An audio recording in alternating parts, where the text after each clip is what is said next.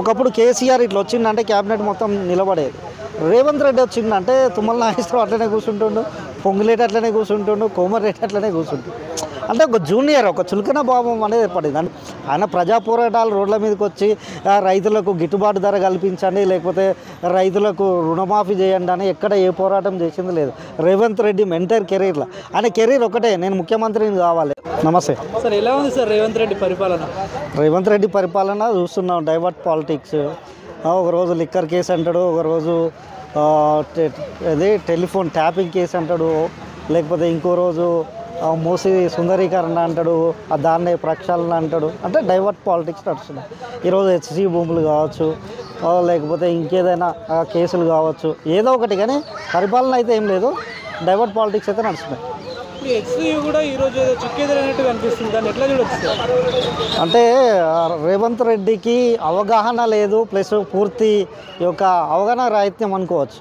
సరే, గతంలో రాజశేఖర రెడ్డి భూములు అమ్మిండు, కేసీఆర్ అమ్మిండు, చంద్రబాబు వందల కంపెనీలకు ల్యాండ్ కట్టబెట్టిండు, అయినా ఇంత ఇష్యూ రాలే. కేవలం ఇప్పుడు రేవంత్ రెడ్డి చేసినప్పుడు ఎందుకు ఇష్యూ వస్తుందంటే, అలా అడవి ఉన్నప్పుడు ఏంటంటే వీళ్ళు అపోజిషన్ వాళ్ళు స్ట్రాంగ్ ఉన్నారు, ప్లస్ అక్కడ జెన్యూనిటీ కనపడుతుంది. అంటే ఒక చెట్టు, మన రాజ్యాంగం లేకపోతే అడవి చట్టాలు ఏం చెప్తాయంటే, ఒక పెద్ద చెట్టు నువ్వు కొట్టేసేటప్పుడు దానికి ఆల్టర్నేట్ ఇంకో చెట్టు పెట్టమంటుంది. అంటే వీళ్ళు అలాంటి చట్టాలు లేకపోతే ఈ యాక్ట్స్ ఏం చూడకుండా డైరెక్ట్ దాన్ని రాత్రికి రాత్రే మొత్తం రియల్ ఎస్టేట్ కనుక ఒక ఫ్లాట్ కొంటే రియల్ ఎస్టేట్ సదును చేసి తెల్లారే మొత్తం బేరం పెట్టేద్దాం, అమ్మేద్దాం అన్న ఆలోచనతో రేవంత్ రెడ్డి ఆ యొక్క రియల్ ఎస్టేట్ తెలివి ఉపయోగించిండు. అది ఇక్కడ రియల్ ఎస్టేట్ తెలివి అనేది పాలిటిక్స్లో ప్రజా పరిపాలనలో వర్కౌట్ కాదని సుప్రీంకోర్టు చెప్పింది.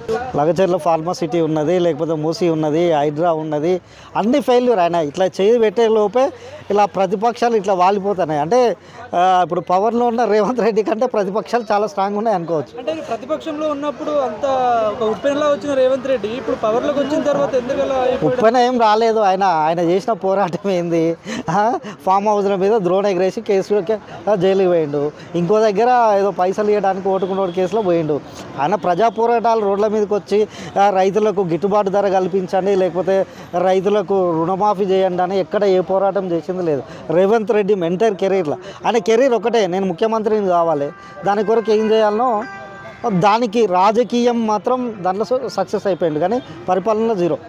మరి ఇప్పుడు కేసీఆర్ ఉన్నప్పుడు అప్పులు అని చెప్పి బాగా చెప్పారు. ఇప్పుడు ఇదే 1 yearలో 1,00,000 కోట్ల అప్పు వరకు అయిందని చెప్పి ఆపోజిషన్ వాళ్ళు అంటారు. దాన్ని ఎట్లా చూడొచ్చు? అప్పులు అనేటివి నాకు అప్పులు ఉంటాయి, అమెరికా దేశానికి అప్పులు ఉన్నాయి, లేకపోతే ప్రతి ఒక్కరికి ఉంటాయండి అప్పులు ఉన్నా కానీ మనం చేయాల్సింది ఏంటంటే అప్పుల్ని ఓవర్కమ్ చేసి నువ్వు రెవెన్యూ జనరేట్ చేసుకోవాలి, లేకపోతే నీ సంపాదన పెంచుకోవాలి. నాకు అప్పులు ఉన్నాయి, బయట మార్కెట్లో నాకు అప్పులు ఉన్నాయి, అప్పులు అంటే ఒడియాడు. ఇప్పుడు అమెరికా ప్రపంచంలో అత్యధిక అప్పులున్న దేశం అమెరికా. ఈరోజు అమెరికా వాళ్ళ యొక్క ఆర్థిక వ్యవస్థను గాడిలో పెట్టుకోవడానికి వాళ్ళు చేయాల్సినవి అన్నీ చేస్తున్నారు. ఇప్పుడు అమెరికాకు ఆల్మోస్ట్ చైనా నుంచే ఎక్కువ ఎక్స్పోర్ట్ అయితే జరుగుతూ ఉంటుంది, ఎలక్ట్రానిక్స్ అవి ఇవి. వాళ్ళ మీద ఈరోజు 245% ట్యాక్స్ వేసింది. అంటే వాళ్ళ ఎకానమీ డెవలప్ కొరకు నువ్వు ఏ నిర్ణయాలు చేస్తున్నావు, నీ ఎకానమీ పెంచుకోవడానికి మనం ఏం చేస్తున్నాం అనేది ఇంపార్టెంట్ యాక్చువల్. ఓకే సార్, ఇప్పుడు ఫైనల్గా వచ్చేసి ఏమంటారు సార్? రేవంత్ రెడ్డి పరిపాలన స్కీములు కానీ 6 గ్యారెంటీలు కానీ అన్ని పెండింగ్లోనే ఉన్నట్టు అనిపిస్తుంది. రైతు భరోసా కూడా పూర్తి. రేవంత్ రెడ్డి అనేట ఆయన ఒక మంచి పొలిటీషియన్, అంటే తక్కువ టైంలో ముఖ్యమంత్రి కావాలి, ఒక ఉన్నతమైన స్థాయికి ఎలా చేరుకోవడంలో సక్సెస్ అయిన వ్యక్తి. కానీ నిజంగా ఆయనకు పరిపాలన అవగాహన లేదు, లేకపోతే ఎక్స్పీరియన్స్ లేదు. దానివల్ల ఈరోజు ఆయన ఏం చేయాలనే దాని మీద ఆయనకే క్లారిటీ లేదు. దానివల్ల పరిపాలన పెద్దగా ఏం లేదు, అంత స్తంభించిపోయింది రాష్ట్రంలో. రిజిస్ట్రేషన్లో ఆయన ఎప్పుడైతే ఉంటాడో రియల్ ఎస్టేట్కు నాకు ఏమంటాడు, నన్ను మించినోడు లేడు రియల్ ఎస్టేట్లో, దాన్ని డెవలప్ చేయాలి దాంట్లో అంటాడు.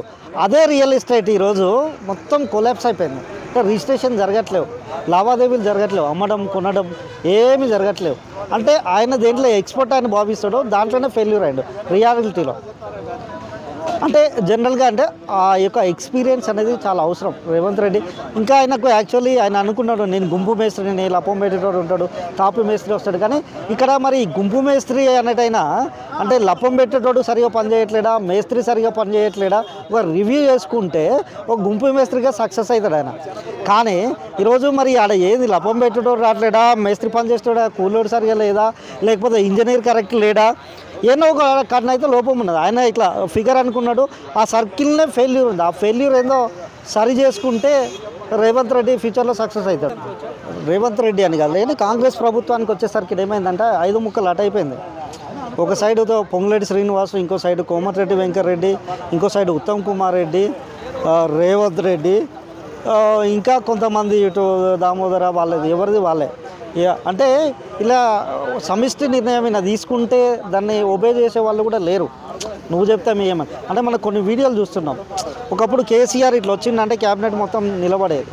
రేవంత్ రెడ్డి వచ్చిందంటే తుమ్మల నాగేశ్వరరావు అట్లనే కూర్చుంటుండు, పొంగులేటి అట్లనే కూర్చుంటుండు, కోమటిరెడ్డి అట్లనే కూర్చుంటుండు. అంటే ఒక జూనియర్, ఒక చులకన భావం అనేది ఏర్పడింది. అంటే కనీసం వాళ్ళు ఆ ముఖ్యమంత్రి సీటు కన్నా గౌరవం ఇచ్చే పరిస్థితి వాళ్ళ క్యాబినెట్లో లేదు. ఇప్పుడు మొన్న మందుల సామెలు ముఖ్యమంత్రి ఉత్తమ్ కుమార్ రెడ్డి అని మాట్లాడుతుంటారు ప్రెస్ మీట్లో. అంటే వాళ్ళ ఎమ్మెల్యేలకు క్లారిటీ లేదు. ఆ యొక్క రాహుల్ గాంధీ కూడా ఏదో రావణ్జీనో ఇంకేదో అంటుండు పేరు. అంటే ఒక ముఖ్యమంత్రి అంటే ఒక పేరు రాజశేఖర్ రెడ్డి లెక్క, లేకపోతే ఒక చంద్రబాబు లెక్క, ఒక కేసీఆర్ లెక్క అంత స్ట్రాంగ్గా ఆయన పేరు వినపడట్లేదు. అలా సేమ్ ద వే ఆయన యొక్క మాటలకు కూడా వ్యాలిడ్ అనేది లేకుండా పోయింది. అంటే ఇప్పుడు రేవంత్ రెడ్డి ఒకవేళ మార్చుకోవాలి అంటే మీరు ఏం సజెస్ట్ చేస్తారు? నేనేం చెప్తానంటే ఆయనే అన్నాడు గుంపు మేస్త్రి అన్నాడు, మరి పని జరగట్లేదు. గుంపు మేస్త్రి అంటే గుంపు మేస్త్రి కరెక్ట్ లేడా, లేకపోతే ఆయన పెట్టుకున్న ఆ కూలీలు సరిగా లేరా, లేకపోతే ఎక్కడ లోపం జరుగుతుంది, లేకపోతే ఆ వచ్చే మెటీరియల్ సరిగా లేదా, ఒకసారి సరి చేసుకుంటే బాగుంటుందని నా సజెషన్.